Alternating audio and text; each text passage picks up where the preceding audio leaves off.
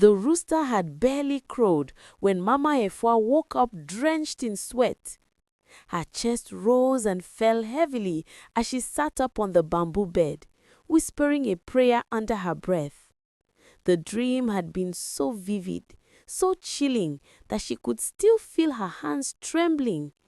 She had seen her son, Kweku, only 15, chained, crying, calling out for help while faceless men dragged him into a dark prison cell. "Kweku!" she shouted, louder than she intended. From the small corner of their clay-walled home, Kweku turned lazily, rubbing his eyes. He was already tall for his age, with a restless energy in his bones and a stubborn streak that matched his father's. "Yes, ma." "Don't step outside this house today. I saw something in my dream and it wasn't good. Please, my son, listen to me. I beg you." Kweku frowned, then chuckled. "Ma, it's just a dream. You worry too much." But Mama Yafwan knew. Dreams in their family had never been ordinary. By afternoon, Kweku's friend Kojo appeared, whistling at the window. "Charlie, let's go. You can't stay inside on a day like this." Kweku hesitated. His mother's words echoed in his mind, but the laughter of his friend was louder. "I'll be back before dark," he muttered, slipping out before Mama Efa could stop him.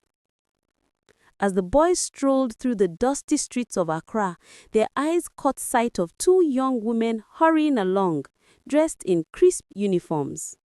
House helps from a wealthy home. Suddenly, one of the women's phones dropped unnoticed on the ground.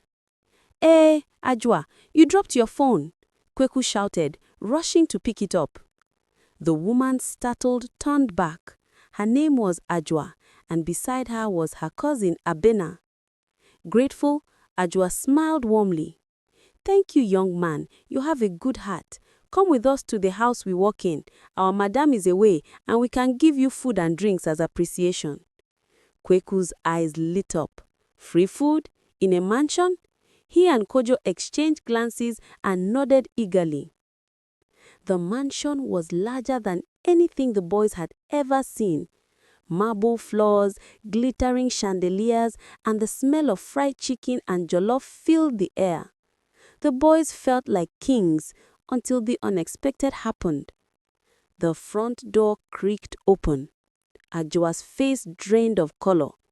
It's our boss, Mr. Nelsa. Quick, hide!" The boys ducked into a cupboard, their hearts pounding.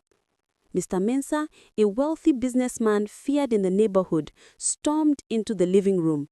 His voice thundered soon after. "My money! Who took my money?" He had discovered that a large sum of cash had gone missing. Panic filled the house.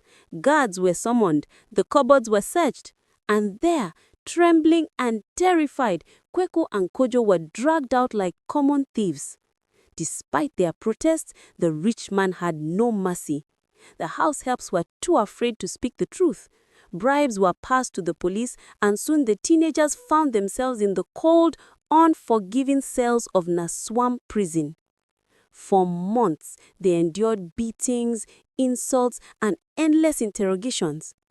"Where is the money?" the officers barked, but there was nothing to confess. Back home, Mama Efua wept every night. Her dream had been true, and now her son's stubbornness had chained him. But she was powerless. The power of Mr. Mensah's wealth silenced every plea. It was only when suspicion fell on Mr. Mensah's own nephew, Kwabina, that the truth began to unravel. Kwabina had suddenly started living lavishly. New clothes, flashy cars, reckless spending. Neighbors whispered, and eventually an investigation proved he had stolen the money all along. Justice was served, but not before months of wrongful suffering. Kweku and Kojo were finally released, scarred but alive. That night, sitting quietly under the mango tree in their yard, Kweku looked into his mother's tired eyes. "Ma," he whispered, voice thick with regret, "I swear I'll never ignore your words again. and he meant it.